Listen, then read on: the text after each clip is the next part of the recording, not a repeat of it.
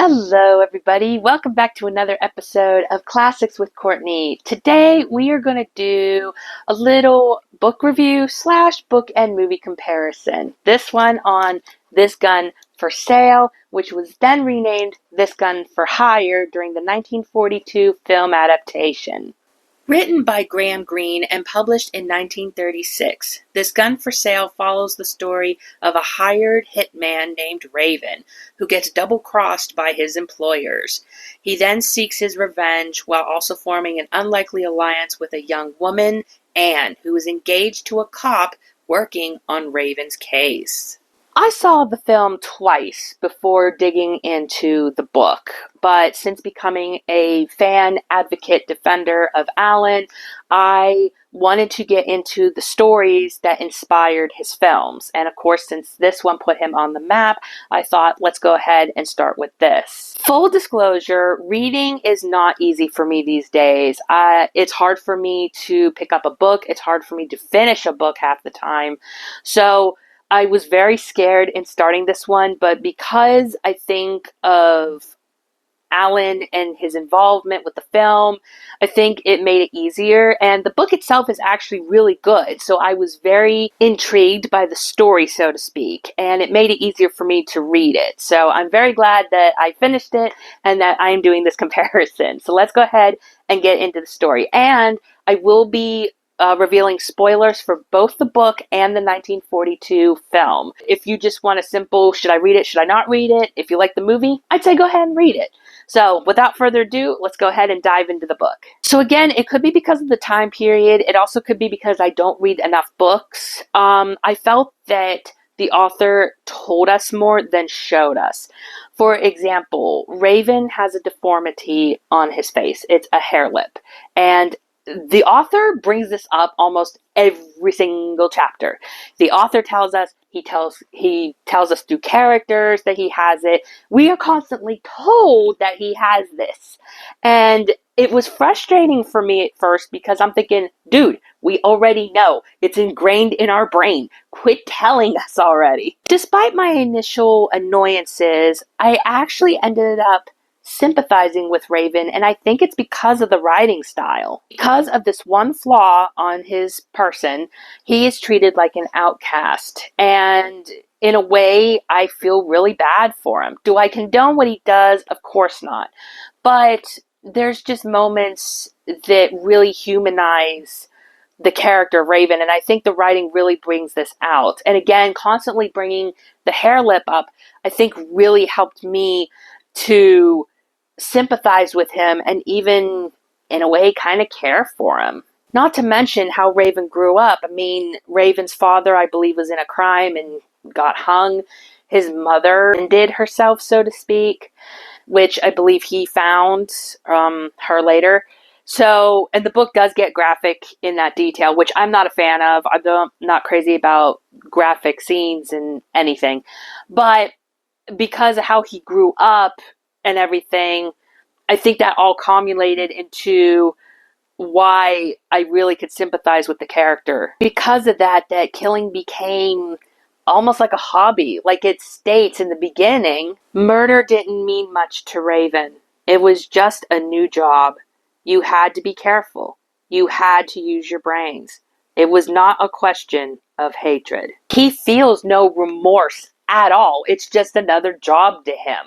But later on, we see him change a little bit, which I believe also helps us to really connect with him a little bit because he gets good character development. That's how he starts out. But by the end, he warms up to Anne. By the way, even though many people will bring up this flaw with his face, Anne doesn't. In fact, Anne states later, "I don't mind your lip," she said desperately. "You aren't bad looking. You ought to have a girl. She'd stop you worrying about that lip." She doesn't care what he looks like. And later, they kind of end up forming kind of an interesting friendship. It's moments like this also that makes us, I believe, sympathize with Raven too. He said, "That dress in the window, how much?" She said, 5 guineas. She wouldn't sir him. His lip was like a badge of class. it revealed the poverty of parents who couldn't afford a clever surgeon. It's moments like that that I really got to really sympathize and care for the character. And I think it's moments like this where I think the writing is really good. I also loved about the book is the tension. My favorite moments is the meeting when he meets Anne on the train, and there's a whole thing like she puts coffee on his face because he, tries to take her hostage, which of course he ends up doing anyway. They then go into like this countryside, there's no one there, and they go to like this abandoned house, and that's where she ends up telling him about him having a girl, and that whole scene played beautifully. I also like her rescue later. The guys that end up setting Raven up are the ones who end up kind of taking her hostage later on. We get a point where time kind of goes, and then Raven runs into this old woman at a church, and he notices Anne's handbag, and he follows this woman. He's like, I know that bag. I know who that woman is. Like, where's she at? And he comes and follows her to this really creepy house, and she's with this guy, which I believe they're married, if I'm not mistaken. And that scene's played off like really tense and really creepy. And he goes through and he's able to kind of search the house, and he finds her in a very interesting place, actually. He reached the fireplace and unhooked the brass trap. Propped up inside the fireplace was a woman's body, the feet in the grate, the head out of sight in the chimney. The first thought he had was of revenge. If it's the girl, if she's dead, I'll shoot them both. I'll shoot them where it hurts most so that they die slow. Then he went down on his knees to ease the body out. The hands and feet were roped. An old cotton vest had been tied between the teeth as a gag. The eyes were closed. He cut the gag away first. He couldn't tell whether she was alive or dead. When he had cut away the ropes, he had just sat on the floor beside her with his eyes on the door and one hand on his pistol and the other on her breast. When he could feel her breathing under his hand, it was like beginning life over again. I personally like this scene, and I also like how it's all played out. I like the tension that it builds up to. I really think it's unique too, because not many films or books, I don't think, have ever really tackled it in that way. But the way he finds her and where she's at, I actually think was really interesting. Now let's compare it to the 1942 film. This, of course, means that the book does do a few things better. Like I said, those are my favorite moments of the book. In the film, they really don't play it off this way. For example, Ellen, who was changed from Anne, she gets taken hostage by the guys who set Raven up. But he finds her that night, and the tension there isn't nearly as strong because you're not left to wonder if she's dead or alive. In fact, the only tension we have is this line. In a couple of hours, the bridge over the reservoir will be deserted. The ropes come off. I tie Sash weights to her ankles with soft catgut. She disappears. 2 weeks, maybe 3. And up she pops. None of this stuff on her anymore. No marks. A suicide. So basically, if Raven doesn't rescue her, that's what's going to happen. But we know Raven's going to rescue her because Raven's there. It's kind of a no-brainer that that's what's going to end up happening. So in the film, this particular moment is not really as tension-filled as it is in the book. The biggest key difference, though, is the quote-unquote deformity. As we know, this is what Raven looks like in the book. However, in 1942, no one thought that Alan Ladd would be accepted with having a hair lip because they didn't want to ruin his star image quality. So instead, they gave him a deformed wrist, which was a result of an abusive aunt during his youth. This, of course, is stronger in the book, of course. The wrist doesn't really play into anything other than the fact that it's, oh, look for this guy with a wrist. He's the guy you want. But there isn't anything else that goes in with the deformed wrist. However, I am glad that they at least gave him something different. Unlike the 1991 TV movie remake, which is a piece of trash, they don't give him anything at all. So at least the 1942 movie at least gave him something. Here's another thing I like better in the film than the book. The book, once Anne is rescued, Raven takes her to this like train area, and they find an abandoned cart, and he covers her with old sacks because it's freezing, and he stands off to the side. He's still playing the tough guy, but eventually Anne kind of brings him in. She talks to him. He eventually moves in beside her and then even takes a couple sacks somewhere else and covers himself with it. They both have a good conversation here, which I really like. The problem happens is when Raven says something that triggers Anne's anger, and then she immediately hates him. Raven doesn't sense that. There's never a point where Raven knows that she's angry. She keeps telling him, I'm your friend, I'm on your side. And while she did say this earlier, by this point, that anger and everything that's going on with her, she's saying it to appease him rather than being honest. Later at the end of the book, she also basically says that she betrayed him to the cops, which basically happens. This is why I prefer the film version. In the film, we get the great moment of Raven confiding in Ellen about his backstory. And, she tells him, please don't kill anymore. You're just going to end up killing, innocent people. And all you're doing is killing your aunt all over again. That's all you're doing. And he lets her go the next morning so that he can go and do his job that he needs to do. She later finds out that he did take out a cop while on the run, which upsets her, but she still feels that compassion towards Raven. And later, even though she tells her fiance where he's at, it's never a sense of revenge, but more, we need to go and see what's going to happen more or less. And by the end of the story, Raven is taken out, but she's there with him. She's there. She doesn't hate him. And he asks, did I do all right for you? And she nods. It's really, really sweet. In the book, Raven is left wondering if Anne had betrayed him, which of course she pretty much did. And then he's taken out. The bad guys who set him up are also taken out, but the book leaves you with a kind of unsatisfied conclusion in a way because you've grown to care about Raven. At least I did. So the way the book handles the ending, I didn't like. I liked the film version a lot better. I also want to bring up that in the film, they kind of make Raven a little less sinister. For example, in the book, he takes out like some kind of Czechoslovakian leader or something like that. And the way these guys are talking, it's him and his secretary. They're old. The guy seems really nice, really aloof. And the secretary even seems nice. And Raven takes him out. So you're kind of like, okay, like these guys seemed really nice.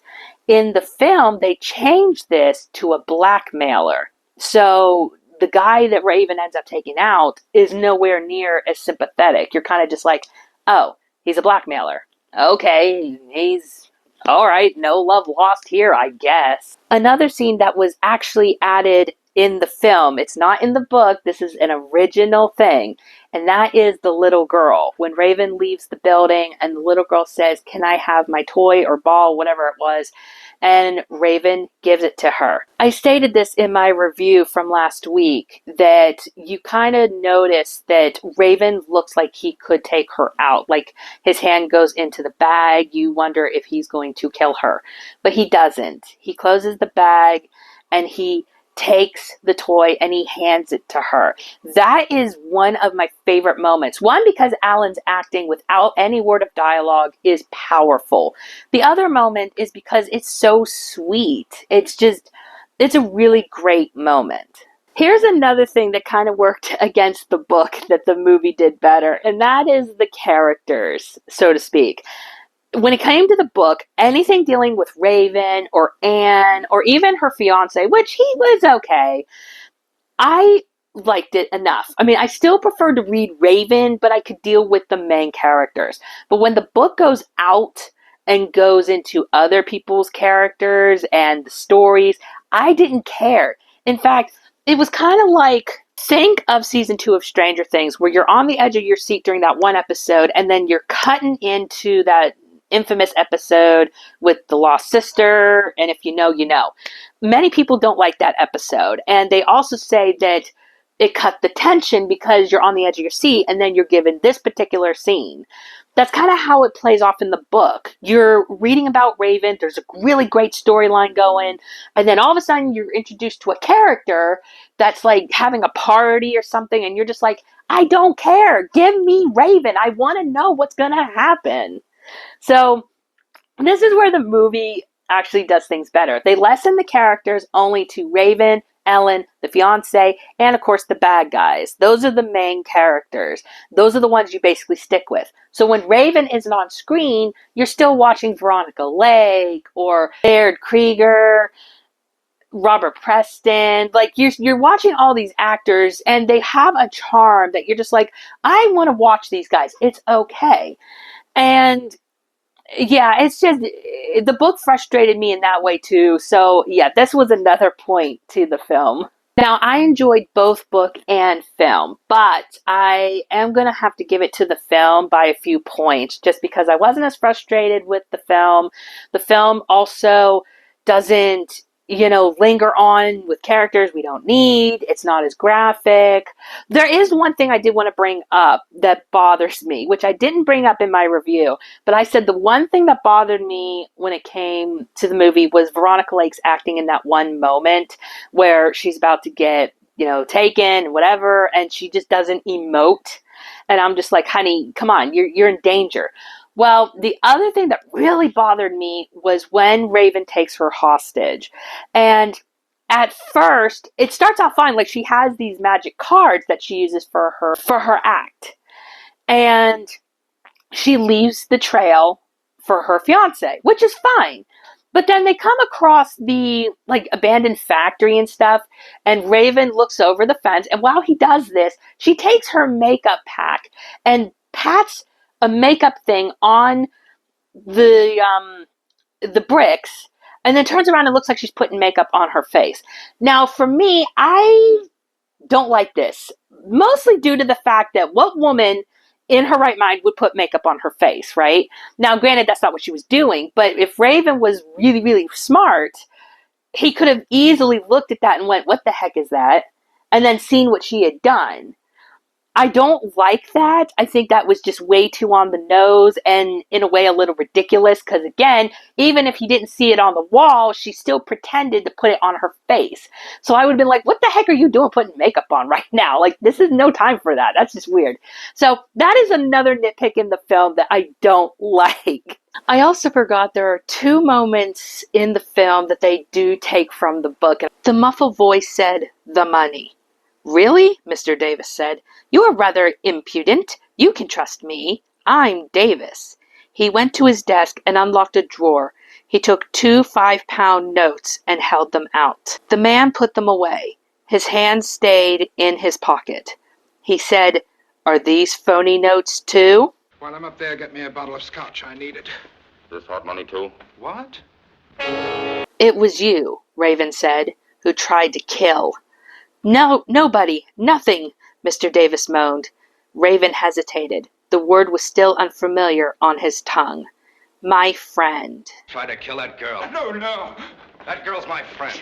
Now I want to bring up one last thing before I end this review. Should there be another version?